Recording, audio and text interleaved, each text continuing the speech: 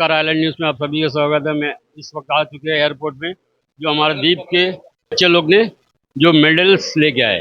आज इनसे ही जानते हैं, सब में पहले उनका कोच से जानकारी लेते हैं हम लोग, कितना बच्चा गया, कहाँ पर गया, क्या है, कैसा, किस तरह का मेडल है। नमस्कार सर। नमस्कार। सर, सब में पहले आप अपना नाम। मेरा नाम मास्टर एमडी सेल्वम है। मैं कराटे में ब्लैक बेल्ट 8th Dan हूँ और इन बच्चों को करीबन करीबन 3 दशकों से ज़्यादा हो चुका है, करीबन 35 साल से ज़्यादा हो चुका है। मैं ये कराटे का ट्रेनिंग बच्चों को करवाता हूँ इस अंडमान निकोबार द्वीपों में, और वॉलंटियर सर्विस करवाता हूँ। वॉलंटियर सर्विस यानी कि फ्री ऑफ कॉस्ट ट्रेनिंग इनका रहता है।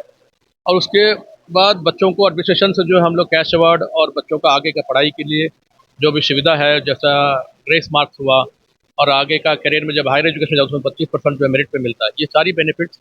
और इवन स्पोर्ट्स कोटा में भी, जॉब में भी इनको 25% जो है इनको मेरिट पे मिलता है।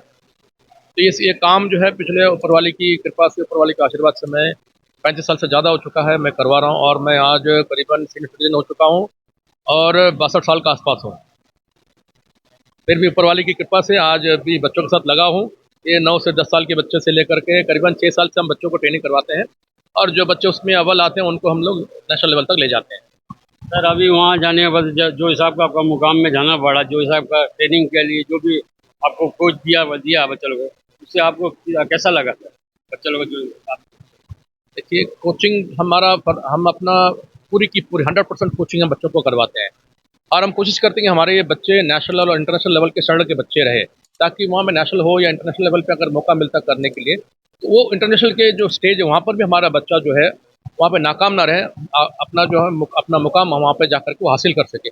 उस लेवल का ट्रेनिंग मैं काफ़ी पिछले सालों से उनको देते आ रहा हूँ।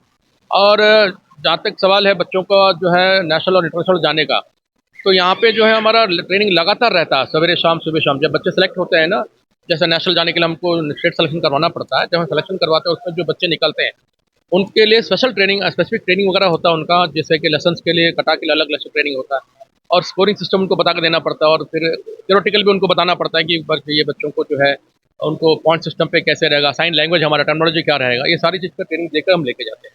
अभी जो ये बच्चे लोग जो स्पोर्ट्स के लिए जो गया था सर दिल्ली, वहाँ में कितने स्टेट के आए थे टोटल? करीबन करीबन 30 स्टेट के आसपास थे, और बच्चे 2 से 2,500 के बीच के बच्चे थे, और हर स्टेट से बच्चे आए हुए थे। और कराटे में आप लोगों को मालूम है क्रेज़ बहुत है इंडिया के अंदर में, तो ये क्रेज़ आज भी बरकरार और भी ज़्यादा हो रहा है, और पार्टिसिपेशन काफ़ी ज़्यादा था। उसके बीच हम जाकर के छोटे से द्वीपों में से जाकर के बगैर कोई इंफ्रास्ट्रक्चर के सपोर्ट के बगैर, और उसके बाद तो हम लोग प्ले ग्राउंड पे करते हैं, और मैट हम लोग अपने तरफ से बंदोबस्त किए हैं, उस मैट पे करवा के ले जाते हैं। तभी जाकर के हम उतने भीड़ में, उतने लोगों के बीच हमारा अंडमान निकोबार का नाम रोशन करना, और हमारा अंडमान निकोबार का द्वीप समूह का नाम को बनाए रखना, यह अपने आप में एक, मैं समझता हूँ कि बहुत बड़ा काम है। उसके लिए मैं ऊपर वाला का धन्यवाद देता हूँ, और आप जैसे लोगों को धन्यवाद देता हूँ कि आप लोग आकर के इतने जो है सुबह सुबह आकर के, सवेरे आकर के आप हमारे बच्चों का साथ उनका जो है हौसला अफजाई करी की है, उसके लिए आपको फिर एक बार मैं धन्यवाद देता हूँ। जैसा कि यहाँ से जाने टाइम आपको कई कठिनाइयों का सामना करना पड़ा हो सकता है, बच्चे लोग को लेके गए, छोटे छोटे बच्चे, ज़्यादा बड़ा रहने से टेंशन नहीं रहता, छोटा बच्चा लोग जो हिसाब का आप लोग लेके जाना पड़ा, उससे काफ़ी आपको दिक्कतें होंगे। नहीं, देखिए, अभी चूंकि जितने बच्चे गए थे उसमें सब छोटे छोटे बच्चे हैं जिसको होम सिक हो जाता है, क्योंकि पता है कि माँ बाप से अलग होने के बाद में बच्चों को होम सिक होता है।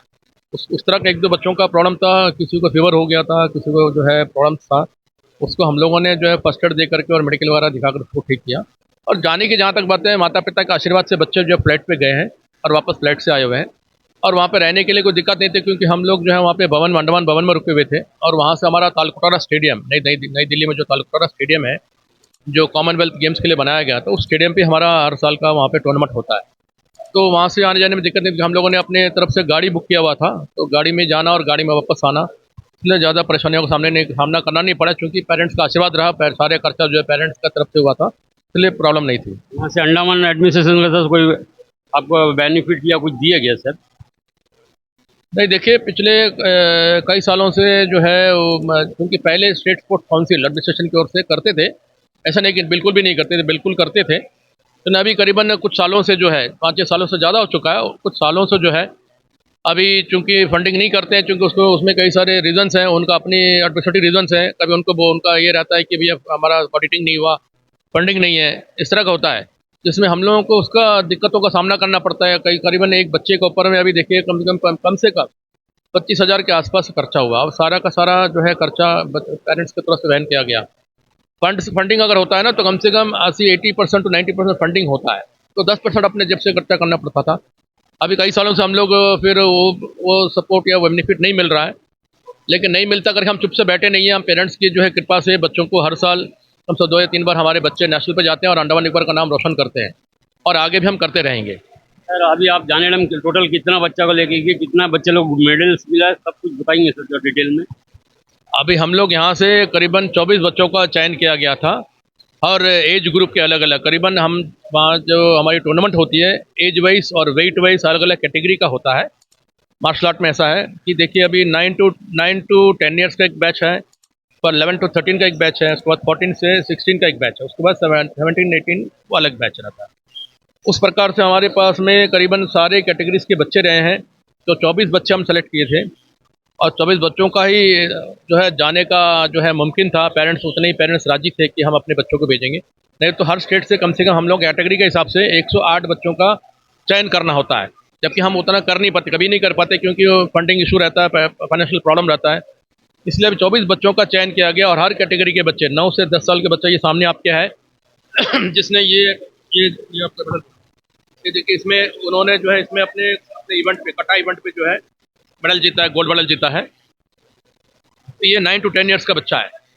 इस प्रकार से ये भी है, देखिए ये भी 9 टू 10 ईयर्स पे है, इसने अपने लेवल पर अपने कैटेगरी पे ब्रॉन्ज मेडल जीता है। तो इस प्रकार से जितने बच्चे हमारे हैं अपने अपने एज ग्रुप के, अपने अपने वेट के, उसके हिसाब से बच्चे जीते हैं। ये 11 टू 13 ईयर्स का ये बच्चा है, इसमें 2 मेडल जीता है, इसका 2 इवेंट रहा है, ये 2 इवेंट है इसका, कटा और फाइट दोनों में, तो दोनों में इसने जीता हुआ है।